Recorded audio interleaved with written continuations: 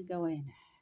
هنمسك بقى الجوانح ونقطع الحتة الصغيرة بتاعتها دي، علشان ديت ممكن تعمل زفرة في الأكل، ممكن تخلي الأكل زفر، فبنقطعها كده في ثانية، في ثواني خلصنا. بنغسلها بقى تحت الحنفية، واحدة واحدة كده بنغسلها. وهنا الحوض البلاستيك على صفاية الحوض كان هيتملى مني، بس ربنا ستر.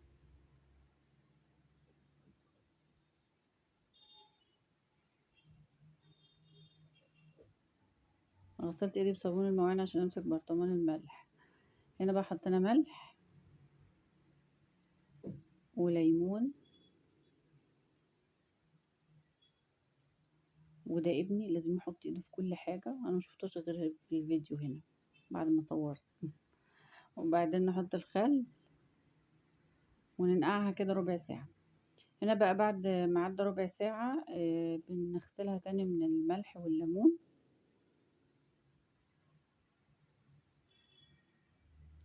ونعمل لها بقى ايه التتبيلة. بنحط معلقة زبادي، الزبادي بتطريها جدا،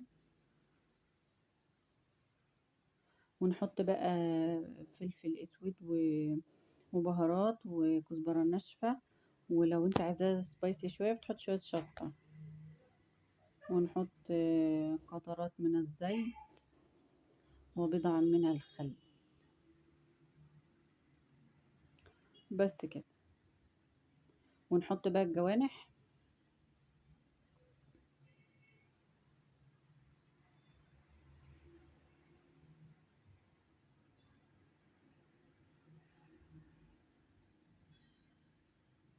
ونقلبها.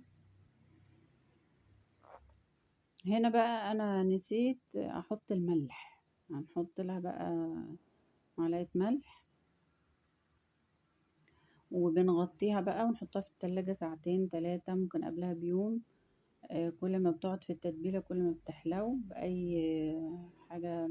كيس نضيف بقى او اللي هو ستريتش رول ده، طبعا مكانش عندي فانا حطيت الكيس بتاع فتح الله عادي بس هو نضيف يعني.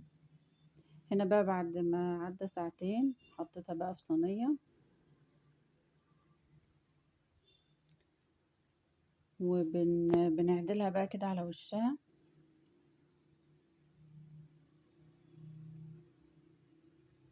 ونجيب بقى ايه معلقة صلصة ونحط عليها شوية زيت، وندهن بقى ايه الوش علشان تديها طعم حلو ولون حلو في الفرن. نحط بقى كده على الوش، يلا يا حلوة ادهني ادهني. هنا بقى عشان قلت بقى انا هولع الفرن، يلا بالمرة نعمل صينية رز عشان نخلص. فحطيت بقى اللبن والمية والملح ولما بيتشرب او بعد ما بيستوي بنحط بقى عليه معلقة سمنة بلدي.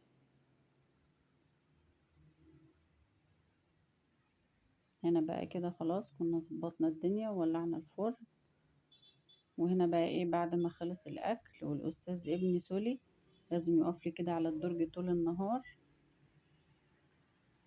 ما تنسوش تشتركوا في القناة ولايك لو عجبكم الفيديو.